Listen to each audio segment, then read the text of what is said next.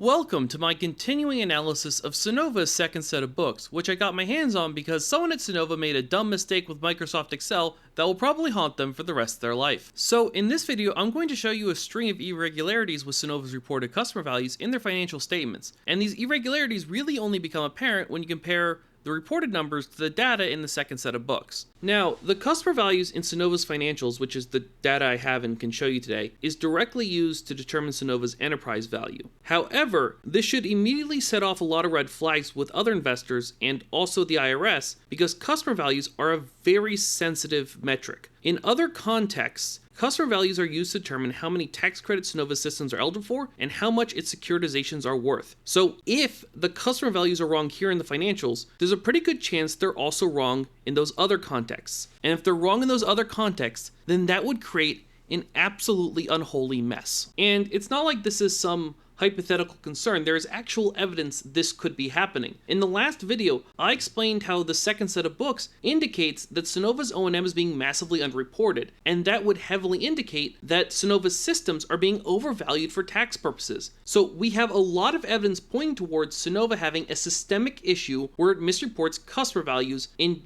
a variety of contexts. And in this particular video, we will just be focusing on the numbers in the financial statements. But be aware, I believe this is part of a much bigger issue. So, alright, let's get to the numbers. This here is Sunnova's estimated gross total customer value, and it's just the total combined value of all of Sunnova's customers. The name is pretty self-explanatory. And they also have the average estimated gross total customer value down here, which is just the average value of each of Sunnova's customers. And these are both reported numbers. And I'm going to abbreviate these things as TCV and average TCV for the rest of the video because estimated gross total customer value is a bit of a mouthful to say a few dozen times. Oh, and just to be clear about something, when you open up the spreadsheet, the first few quarters usually just has placeholder data. So when I say reported numbers here, that does not include the placeholder data. That kind of goes without saying because it's pretty obvious if you look at it, but I'm sure Sunnova would have harped on this if I didn't mention it. Anyway, so the first thing I noticed about the average TCV is that it's remarkably consistent. The reported number, as you can see, barely ever changes. If you just look through this, it's like it's remarkably consistent. There are only ever really two noticeable changes. The first happens here in the second quarter of 2024. This is when Sunnova sells off those 58,000 low-value home security systems. Let's ignore them for a moment. I'll come back to them in a minute. The only other real noticeable change happens right here in the second quarter of 2021. This is when Sunnova added about 35,000 service customers in a single quarter, and these were the customers from their SunStreet acquisition. Now, the proportional increase in Sunnova's customer numbers from that acquisition is basically identical to the proportional decrease in average TCV right here when these customers were added. That very heavily implies that service customers have a value that is either basically or literally $0, or at least they're being recorded as $0 here. In addition, cash sale customers would logically have a residual value of $0 because they paid cash up front and that's the end of it. So they would have to have a value of $0 here. On top of those direct reasons to think these customers are valued at $0, Sunnova keeps using plugs to mix service and cash sale customers together into the other category. See, the color coding comes back to make things simple again. Anyways, given that Sunnova uses plugs to mix these two customer categories together, it would just logically be a pretty good guess to think that Sunnova might also be giving them the same values. So let's copy Sunnova's total TCV figures and the hidden data's version of the cumulative customer numbers over to a different spreadsheet. Now, let's delete the worthless service and cash sale customers and divide the TCV by the remaining customers. And if we do that, we can see that the average TCV now basically never changes until the second quarter of 2024, when Sunnova sells off all of these low-value home security system customers. If you don't quite see the issue, no worries, I color-coded it. I copied the customer numbers over again. Highlighted in green are Sunnova's actual solar customers. And these are the most valuable customers by far because they have actual solar systems. Now, highlighted in blue are the battery customers, and batteries are worth about half as much as solar systems.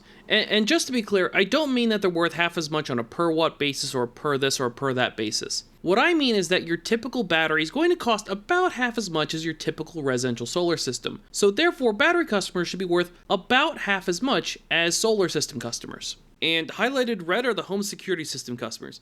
These are worth far less than a battery. So if this data was accurately reported, then batteries in the blue category would be getting recorded as cheap customers, and the home security systems in the red category would be getting recorded as very cheap customers. And we can only do this analysis because, again, someone screwed up and leaked Sunnova's second set of books to the internet, and now it's on YouTube. So let me scroll down here, and I've moved the data into a format that's a little more readable. Here on the left, you can see the quarter-by-quarter proportion of Sunnova's customers who are in the blue or red categories, up until the first quarter of 2024. Given that they start out as a literal rounding error, it's either 0% for the first 4 quarters, and they grow to become 34% of the overall customers, you would expect that at some point, the addition of all of these low-value customers would have a noticeable impact on the average value of all the customers. Like, yes, there is some noise in the data, and yes, the average value of your typical run-of-the-mill home solar system has increased over time,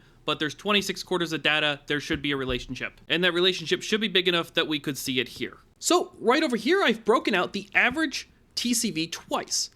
This is the average TCV if you exclude the surface and cash sale customers. One version of these numbers is the average TCV broken out by all 26 quarters, and all of the quarters are in the correct order. The other one is the average TCV broken out by all 26 quarters, except I scrambled the order of the random number generator.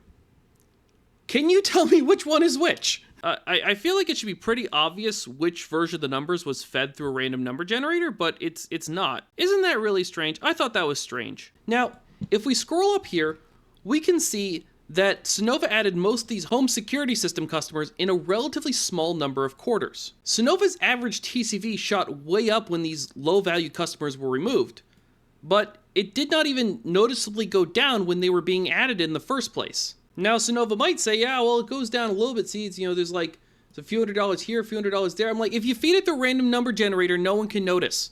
It does not noticeably decrease. So let's move on to the stuff that I personally found was even stranger than what I just showed you. Sunnova retains legal ownership of the lease and PPA solar systems it installs on the roofs of customers. It owns these systems, it gets the tax credits. This means the value of these systems is recorded in PP&E under solar energy systems. And if you do some poking around Sunnova's 10K, it's pretty obvious that yes, it does explicitly have to include the batteries. And also, they would have to include lease batteries somewhere in the PP&E, and there's logically no other place to put them. So the value of the batteries is included in the solar energy systems under PP&E. This becomes important in a second. So the solar energy system category is essentially one way to measure the total value of all the lease and PPA customers, and only the lease and PPA customers.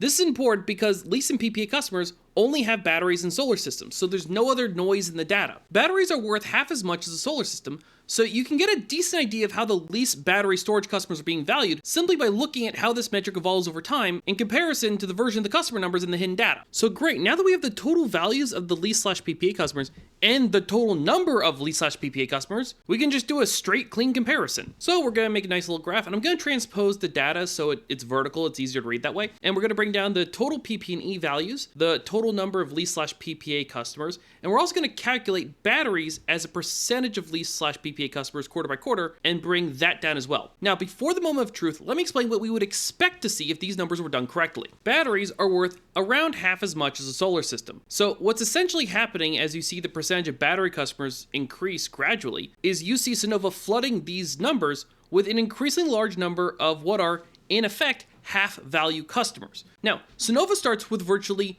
no battery customers. As they begin to add more and more of these half-valued customers, eventually going from 0% to 20% of the total, you would expect to see some kind of noticeable effect on the average customer value. Now, okay, there is some statistical noise, and there are some slight differences in value between lease solar customers and PPA solar customers, and they do evolve in value a little bit over time, but the data is being flooded with half-value customers, and we have 27 consecutive quarters of it. Sorry, correction, 28 quarters. At some point, we should see a relationship. Let's find out.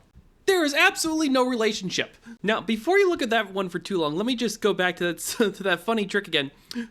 Which one of these did I feed through a random number generator? Like, it's not that you can't be completely sure which one was scrambled at random. The issue is that you probably have absolutely no idea which one got scrambled at random. Now, Sunnova might say, but you interpreted this data wrong. If you use cumulative numbers, there are legacy issues. There's pre-existing data that influences the average or something like that. So they might say this is not a fair comparison. So, all right, here's the same basic data, except this is the net quarter-by-quarter increase in reported PP&E solar energy system value compared to the net increase in the lease/PPA customers. In plain English, it's the same basic analysis I showed you a minute ago, except this is just the stuff that was added in each quarter. It's broken out by quarter increases. So the number of lease/PPA customers added in such and such a quarter is compared to the value of those lease/PPA customers added in the same such and such quarter. And because we're comparing the stuff that was just added in each quarter, there is no pre-existing data influencing the average. This means that the effect we are expecting to see, a decrease in average value when large numbers of battery customers are added, should be magnified here in this version of data if that effect does indeed exist. And you can tell just by looking at that there's no clear relationship. Now, you might be wondering, well, okay, but the percentage of new customers that were batteries it keeps going up and down, so perhaps there is a relationship, but it would be obscured if you ordered the data chronologically. It wouldn't be apparent at first glance. So I reordered this version of the data down here, so instead of having the quarters go chronologically, the quarters go from the lowest to the highest percentage of batteries added. And I mean, there's still no rhyme or reason to this data. Yeah, again, there is some noise in the data, sure. The exact value of batteries and solar systems do evolve over time, sure. But if batteries go from being a literal rounding error to over a third of new customers in some quarters, I would expect to see something. I don't see anything. So, alright, you knew this was coming. Can you tell me which version of these customer values were scrambled with a random number generator? No, you can't tell? Yeah, this data didn't really make sense to me either. Personally, I think it's really strange that I can consistently scramble various versions of Sunnova's customer numbers with a random number generator and have it not come out looking obvious. Normally, you'd expect it to be pretty obvious when a company's numbers have just been randomly scrambled, especially if they're something as important as the customer values. But there were actually times when I was making this video where I forgot which version had been scrambled and I had to go back and check. And I was the one who scrambled them. That's how difficult it is to tell which one was scrambled. I personally find this situation to be both strange and really concerning. So, okay, what's going on here? Well, as far as I can tell, this really only makes sense if these lease storage customers are being given at least roughly the same value as solar customers, but they don't have solar systems, they have batteries. Batteries are worth half. So this is concerning because it looks like there's a pattern of mistakes Sunnova's making where these battery-only customers are being incorrectly recorded as customers in the first place when they're arguably not customers at all, and then they're incorrectly being reported as solar customers, and now here it looks like they're being incorrectly valued as solar customers. That's quite a coincidence. I find that to be really strange. Now, this might get a bit confusing to follow, so I went ahead and made a flowchart, and this builds on what I explained in earlier videos. So just to be clear, when I am saying, quote, lease battery customers, unquote, or something along those lines, I'm referring to this branch down here. Technically, these are not distinct customers at all, although Sunnova records them as distinct customers anyways. And they also get misreported in different ways in different contexts, which is why it's a bit confusing to follow. So I just want to be crystal clear about what I think is going on here. And based on my own analysis, the story that Sunnova's second set of books tells is as follows. Let's take the easiest and most straightforward example and say that Sunnova has one customer who leased one solar system and also leased one battery. In that case, according to Sunnova's own definitions, which use a unique premise approach, that customer should be recorded as just one customer. But in the hidden data, that customer is secretly recorded as two distinct customers, a lease customer, which is just the solar system, and a lease storage customer, which is just the battery.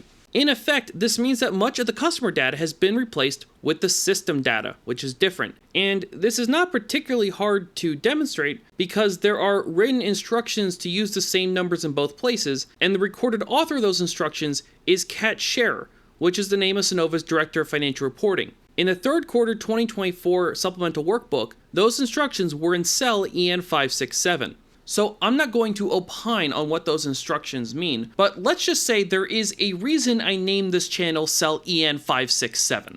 I know I have mentioned those instructions several times, but I personally feel as though they are very important to this story, and I just want to make sure that no one misses the significance of those instructions.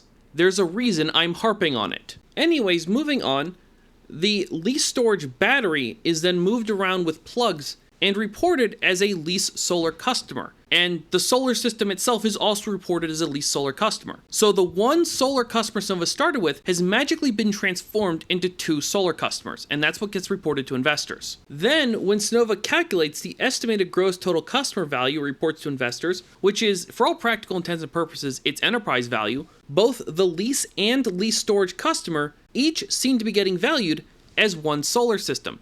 Now, in March, I supplied Sunnova's second set of books to Forbes, and Forbes ran an article about it in April. In their response to that article, Sunnova essentially claimed that the lease customers were solar system only customers, and the lease storage customers were customers who had batteries and solar systems. So, based on my analysis, Sunnova, through this convoluted process, appears to have created a solar system where none exists. And just to be clear, that Forbes article was very conservative. It was obvious from Sunnova's response that Sunnova did not understand how far I have gone into their second set of books. You can pause the video and read Sunnova's response here, and I'll also link the article in the description. Notably, Sunnova's response also says that Sunnova firmly stands behind the integrity of their reporting. So okay, my question to Sunnova is this. Is your director of financial reporting willing to go on the record defending the integrity of these specific instructions that have her name on them? Look, this is not exactly an unfair question here. All I'm asking is if Sunnova's director of financial reporting is willing to stand by the numbers that Sunnova reports in its financials, and specifically the numbers calculated with those instructions right there that she is the listed author of, and which are located in a file that she was the last person to edit. This should be a very easy question. Anyways, there's a couple issues with Sunnova's core response to Forbes. As I've explained in earlier videos, the hidden data makes it very clear that lease storage customers are battery-only customers for several reasons. But if we just ignore all the stuff I explained in previous videos for sake of argument, then if Sunnova's claims to Forbes were true, if these really were customers with batteries and solar systems, that still would not explain the customer value data. You would actually run into the same problem as if they were battery-only customers, just in reverse. It would be the exact opposite issue. Because if you think about it for a second, if one customer has a battery-only battery and the rest have solar systems, that customer is worth 50% less than the other customers. However, if that one type of customer now instead has a battery and a solar system, that customer would just be worth 50% more than the other customers. It still wouldn't be equal. You would wind up being off by about the same amount. It would just be different in the exact opposite direction. That's how the numbers would shake out. So in order for what Sunnova is saying to be true, then they would essentially have to be flooding this data with customers that are worth 50% extra. And you would expect that to noticeably drag up the average, but it doesn't. That doesn't happen. That's not what this data says. Instead, this data says that these lease storage customers have the value of a solar system and just a solar system. Not a battery and a solar system, just a solar system. So in the hidden data, lease storage customers are batteries. In public, they're batteries and solar systems, but here in the customer valuations, they appear to just be solar systems. So clearly there's been some sort of reporting error, and given the scale and complexity of this reporting error over many years, as well as how closely it interacts with other reporting errors, one of which has written instructions to do it, the only plausible explanation I can see is that these are battery-only customers that are being misreported and then misvalued as solar customers. And since the customer values are essentially Sunnova's enterprise value, this would strongly imply that Sunnova has essentially misreported the value of Sunnova itself, in addition to all the other problems that would result from misreporting customer values. It's a bit of a mess. Now, just to be clear, this analysis of the PP&E only looks at the value of lease storage customers, because loan storage customers, their value isn't recorded here, it's recorded elsewhere. Now, the logical next step is to rerun this analysis with the loan storage customers, but the data is too noisy to make a clean comparison in my opinion. However, if the loan storage and lease storage customers were both being misvalued as solar customers, then that would tie enough of Sunnova's customers, correctly or incorrectly, to the value of a solar system that I think it would become plausible for the average TCV I showed you at the beginning of this section to be as consistent as it appears to be. So that discrepancy would be neatly explained by the lease and loan storage customers being misvalued. and I strongly suspect that happened. So, just to be clear, there's a very strong and compelling case that lease storage customers have been systemically misvalued, and there's a very strong suspicion that the other main category battery customers, loan storage, has been misvalued in the same way. This is in addition to Sunnova's customer values in general just being impossibly consistent over many years, despite the residential solar industry being a rapidly evolving industry and Sunnova itself having a customer mix that evolved massively over time. The fact that they would add up so many times in a row just does not make any sense. It's impossible. Anyways, thank you for watching. I have at least one more video planned on Sunnova's second set of books, but that might change depending on what comes out in the bankruptcy. I could make more than one more video. Either way, I am sure I will continue making more videos about the mess with residential solar in general as the industry continues to collapse. Subscribe if you don't want to miss that.